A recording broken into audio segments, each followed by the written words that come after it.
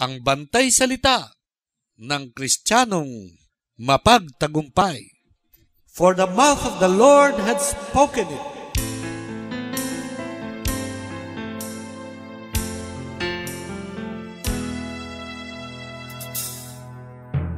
Tapat ang Diyos kung mangako, may tatak ng sumpa sa puso, ang kaligtasang isinasamo, mapanghahawakang totoo. Tapat ang Diyos kung mangako. For the mouth of the Lord had spoken it.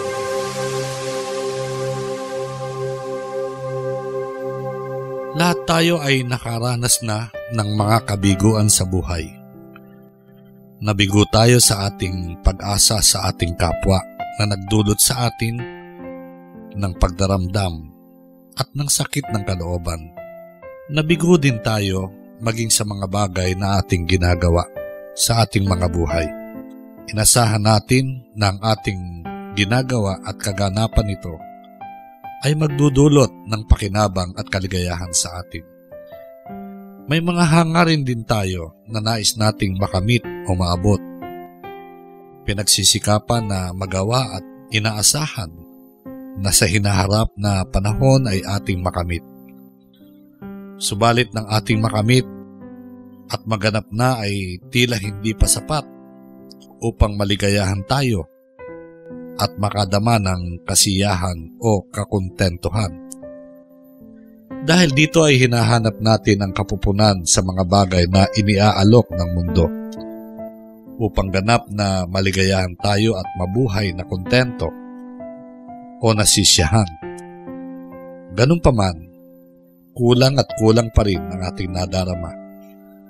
Pagkabigo at patuloy na pagkadama ng kakulangan ang namamahay sa puso at kalooban.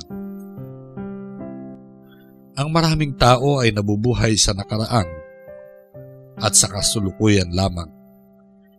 Hindi na sila naghahangad pa ng mabuting bukas. Tumigil na sila sa pag-asa sa anumang mabuting bagay o kalagayan. Kung ano ang dumating, yaon ang tatanggapin. Sa kanila ay walang anumang kabuluhan ng buhay. Dumadaan ang bawat araw na gaya ng walang kabuluhan at tulad din ng dati. Hindi na naghahangad ng mabuting pagsasama ng kanyang asawa o mabuting panukala para sa kanilang mga anak at kanilang kinabukasan. Hindi na naghahangad na maayos ang pagsasama nila sa pamilya.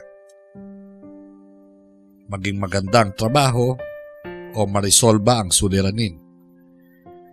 Tinanggap na nila ang kabiguan. Tinanggap na nila ang kasalukuyang kalagayan.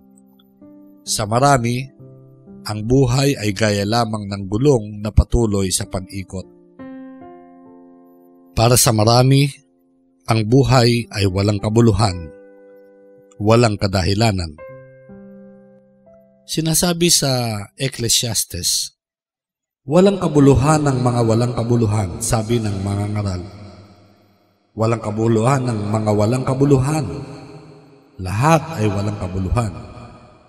Anong pakinabang mayroon ang tao sa lahat ng kanyang gawa na kanyang ginagawa sa ilalim ng araw? Isang salin ng lahi ay yumayaon at ibang salin ng lahi ay dumarating. Ngunit ang lupa ay nananatili magpakailanman. Ang araw naman ay sumisikat at ang araw ay lumulubog at nagmamadali sa dakong sinisikatan nito. Ang hangin ay yumayaon sa dakong timugan at pumipihit sa hilagaan at laging pumipihit na patuloy at ang hangin ay bumabalik uli ayon sa kanyang pihit. Lahat ng mga ilog ay humuhugo sa dagat. Gayon may hindi napupuno ang dagat. Sa dakong hinuhugasan ng mga ilog, doon din nagsisihugos uli ang mga yaon. Lahat ng mga bagay ay puspos ng pag-aalapaap. Hindi maisasaysay ng tao. Ang mata ay hindi nasisiyahan ng pagtingin. ni ang tainga man ay nasisiyahan sa pakikinig. Yaong nangyari ay siya ring mangyayari, at yaong nagawa ay siyang magagawa, at walang bagong bagay sa ilalim ng araw. May bagay ba na masasabi ang mga tao? Tingnan mo, ito'y bago. Nayari nga sa mga panahon na una sa atin. Walang alaala sa mga dating lahi, ni magkakaroon man ng alaala sa mga huling sali ng lahi na darating, sa mga yaon na darating pagkatapos. Sa may ganitong pananaw, ang buhay ay walang kabuluhan. Ang iba ay nabubuhay sa hinaharap. Ang kanilang pag-asa ay nakatuon sa darating upang maging sapat at maligaya. Kaya kung bigo sa pag-ibig, humahanap ng bagong mamahalin o bagong asawa. Kung bigo o nagsawa sa trabaho, ay lumilipat sa panibagong trabaho o gawain. Gayon din naman sa mga gamit o kasangkapan. Kung magamit ng ilang panahon ay nagsasawa at humahanap ng bagong kagamitan. Maging sa mga hangarin, kung makamit man ito at maligayahan sa bagay na nasa kanya, ay panandalian lamang. Muli siyang naghahangad na gaya ng siya ay bigo. Bagamat nakamit ang unang hangarin, ay nakitang kulang pa rin. Dahil dito ay muli na naman niyang napatutunayang kulang pa rin ang anumang nasa sa kanya. Ang laging pag-asa niya ay sa kinabukasan. Ngunit walang magandang bukas na sumisilay sa kanyang buhay, kagaya pa rin ng dati. Mayroon din namang tumatakas sa kasalukuyang buhay. Ang iba ay nagugumon sa masasamang bisyo, babae, sugal, alak at droga, o anumang mag-aalis sa kanyang isip sa kasalukuyang kalagayan at nagpapagaan o nag-aalis kahit pansamantala ng bigat ng dalahin at sakit ng kalooban at kaisipan. Ang iba ay tuluyang nawalan ng pag-asa at ninais na wakasan ang kanilang walang kabuluhang buhay. Ang Kristiyano ay hindi nabubuhay sa nagdaan o nabubuhay man sa hinaharap, ni tumatakas man siya sa kasalukuyan. Ang Kristiyano ay nabubuhay at nanghahawakan sa tunay na pag-asa, sa pag-asa sa Panginoon, sapagkat sinabi ng Panginoon, "Inyong aliwin ang aking bayan," sabi ng inyong Diyos. "Magsalita kayong may pag-aliw sa Jerusalem, at sigawan ninyo siya na ang kanyang pakikipagdigma ay naganap na. Ang kanyang kasamaan ay pinatawad, sapagkat siya'y tumanggap sa kamay ng Panginoon ng iba yung ukol sa kanyang lahat na kasalanan." Ang tinig ng isang sumisigaw, "Ihanda ninyo sa ilang ang daan ng Panginoon. Pantayin ninyo sa ilang ang lansangan para sa ating Diyos. Bawat libis ay mataas at bawat bundok at burol ay mababa. At ang mga bako-bako ay matutuwid at ang mga hindi pantay na dako ay mapapatag. At ang kalulatian ng Panginoon ay mahahayag at makikitang magkakasama ng lahat ng tao sapagkat sinalita ng bibig ng Panginoon." Sa mga salita ng Panginoon, payapang umaasa ang mga anak ng Diyos upang magkaroon ng kapayapaan at kaginhawahan, sapagkat ang kanyang mga salita ay may kapangyarihan. Hindi bumabalik na walang bunga. Ayon sa kanyang sinalita, yaon ang mangyayari. For the mouth of the Lord hath spoken it.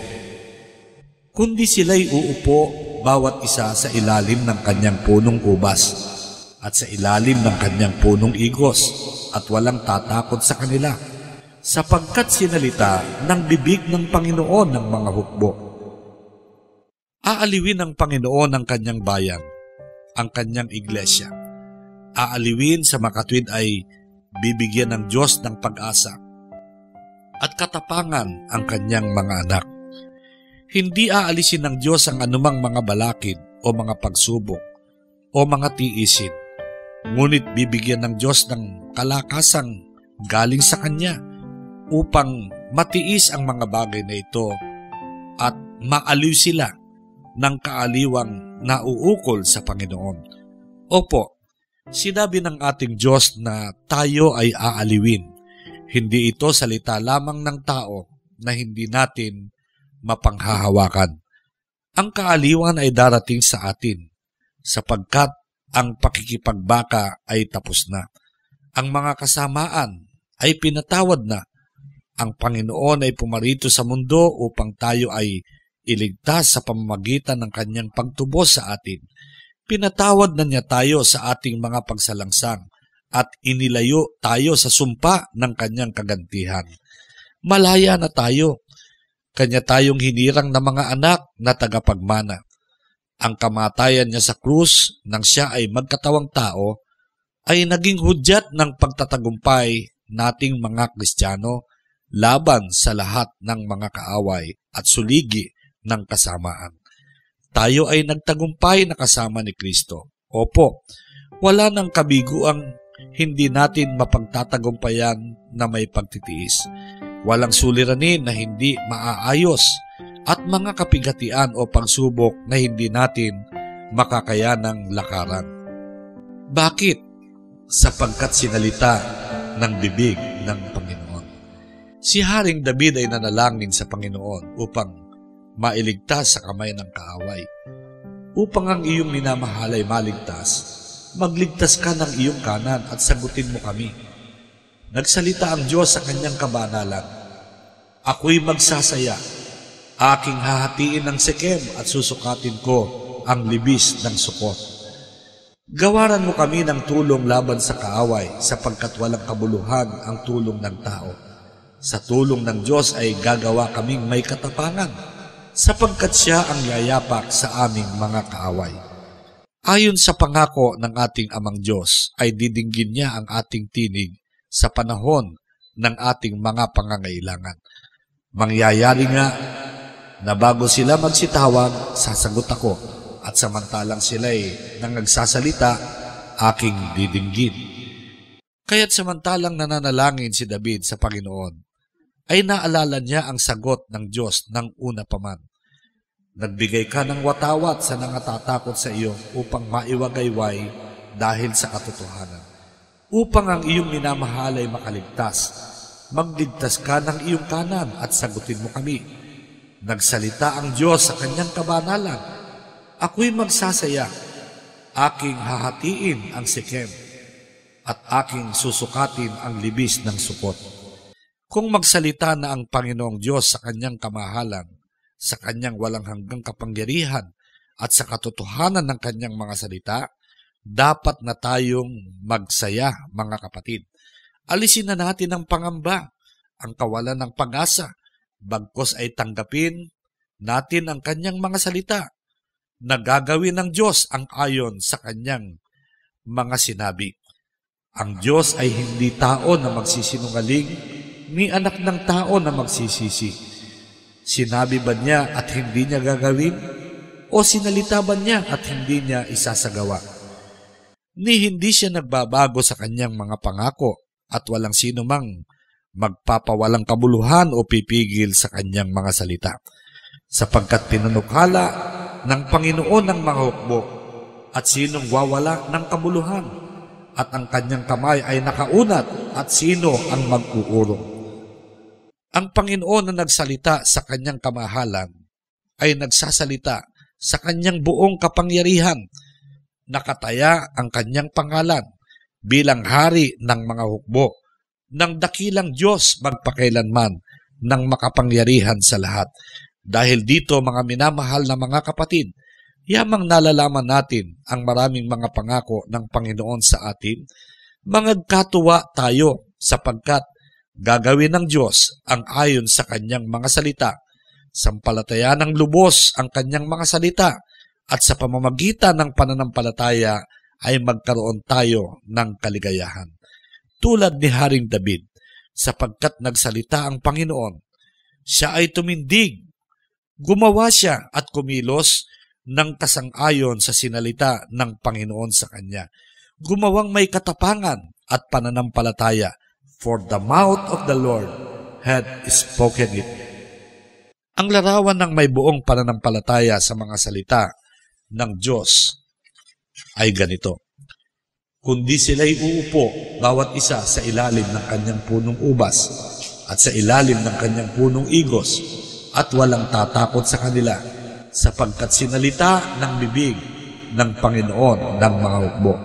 Opo, ang mabisa at makapangyarihang bantay salita ng Kristiyanong mapagtagumpay na nagsasabing, For the mouth of the Lord had spoken it. Nagbibigay ng kapayapaan, nagpapalayas ng takot, at nagpapatibay sa ating pananampalataya at nagpapatuloy tayo upang abutin ang pagtatagumpay sa buhay na ito at sa buhay na darating. Ibasbas sa atin ito mula ngayon at magpakailanman. Tapat ang Diyos kung mangako, may tatak ng sumpa sa puso, ang kaligtasang isinasamo, mapanghahawakang totoo. Tapat ang Diyos kung mangako,